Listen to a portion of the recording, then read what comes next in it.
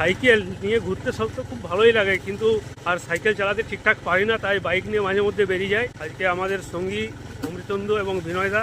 এইটা একটু একটু চওড়া রাস্তা।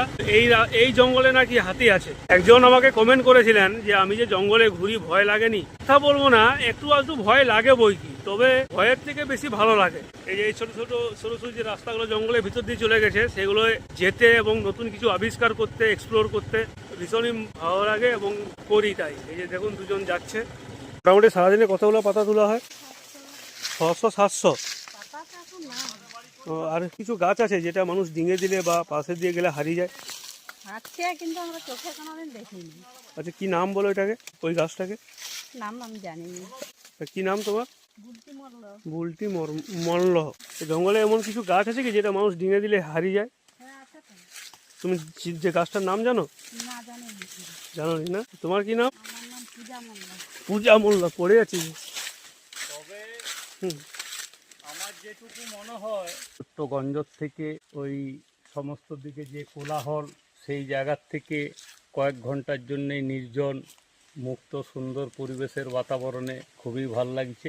আমি আর অমৃতেন্দু এসেছি। অমৃতেন্দু কেমন লাগছে? তার অনুভূতির কথা দু চারটা। আমার তো এমনিতেই খুব সুন্দর লাগে। আমি ছুটি পেলেই এখানে চলে আসি। সবচেয়ে যেটা ভালো লাগে যে আমাদের এলাকার কাছে এত সুন্দর একটা লোকেশন। সে তো হয় যে এখানে একটা করে ত্রিপল বিছিয়ে এখন গোটা দুপুর এখানে গাছের তলে ছায়া আরামসে কাটিয়ে দিই। হয়তো সময় হয়ে ওঠে না সব সময়, তাই আমরা ছুটির দিনে বন্ধু বান্ধব নিয়ে এখানে একটু মাঝে মাঝে আসি, ঘুরি, 1 ঘন্টা কাটাই, আবার চলে যাই।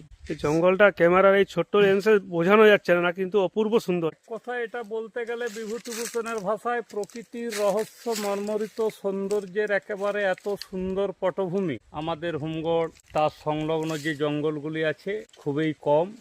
এটি আমরা আড়াবাড়ি ভালুকখুনা, তারই একটি জঙ্গলের একেবারে নির্জন, একেবারে ভিতর গভীর গহন অংশে আমরা পৌঁছেছি, যেখানে পাতার মর্মরিত ধ্বনি, মৃদুমন্দ বয়ে চলা বাতাস, আর তার সঙ্গে ঝরা পাতা, তার একটা সুন্দর আওয়াজ, মানে একটা যেন বনভূমিতে সঙ্গীত চর্চার অনুষ্ঠান শুরু হয়ে গেছে। বাহ, অসাধারণ। একে সব কিছুই যে ভাষায় আমাদের প্রকাশ করা যায় তা নয়, এ ভাষাতীত, আশাতীত, বর্ণনাতীত। আমাদের এই ছোট্ট জঙ্গল সফর আপনাদের কেমন লাগলো অবশ্যই কমেন্ট বক্সে জানাবেন। ভালো লাগলে একটা লাইক করে দেবেন। এই লাইক করলে কি বলুন তো, ভিডিও বানানোর উৎসাহ পাওয়া যায়। আর আমাদের ফেসবুক পেজে নতুন হলে এই ধরনের ভিডিও দেখার জন্য পেজটাকে এক্ষুনি ফলো করে রাখুন। দেখা হচ্ছে অন্য কোনো ভিডিওতে। সবাই খুব ভালো থাকবেন, আমার পাশে থাকবেন।